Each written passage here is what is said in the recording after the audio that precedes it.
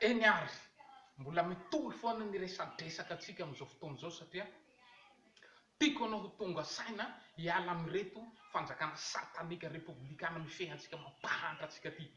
Zany mahatonga zao tsy kivy fa mbola mamoaka video foana, moaka video fa tsy hoe vao novidimbola raha de tapitrisa na zao tapitrisa zany ny teniteny mafy mpitondra fanjakana, teniteny mafy manam-pahefana fa tena hoe vokatra ny foko fitiavako ty tanindrazako ty, fitiavako ty fireneko ty ho voavonjy ary fitiavako anao tonga saina mahatonga zao tsy kivy fa mbola mamoaka video foana mahatonga anao hiala mihitsy amin'ity fanjakana satanika mifehantsika ty. Ary za tsy ampahafantariko anao fa io fanjakana mifehantsika ty de fanjakany devoly, fanjakany satana. I satana mitombo fanjakana republikana intinira janary mapiana io, satana tompony io. Ary za mahatonga azy mitady sorona, manao sorona vahoaka foana ny asanjareo, mandainga amin'ny vahoaka, manapotika, mampahatra vahoaka.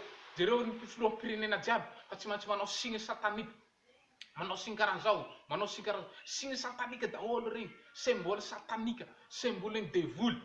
Zany hoe le famantarany lay manantany famantarany devoly foana atao satria izareo no ampiasany devoly, zareo de voatendriny devoly hitondra io fanjakany devoly io, fitondra satana io.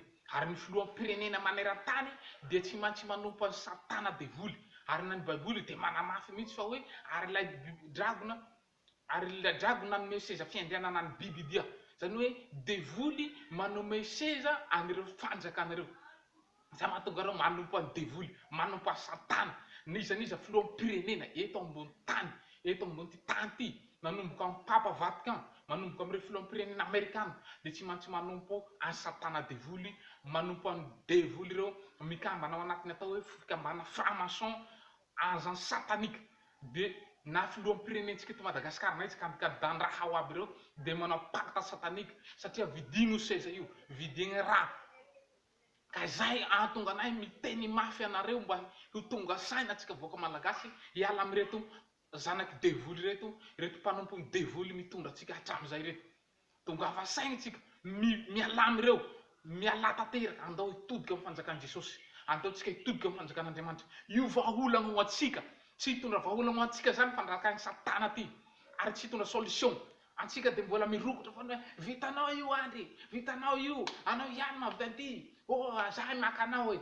Tsy titanao fa mpanompony devoly, fanjakany devoly io de mbola manao ny devoly foana anao. Andao mitodika fanjakam-pisorona. Io vahaolana ho antsika, ho an'ny tanindrazantsika ty, ho an'ty firenentsika ty. Aza manarakaraka intsony ny fanjakany satana io. Zay no hafatao antsika tsiraray, mbola hitony resadresaka antsika amin'ny andininy faharoa ebe. Saotra tompoko.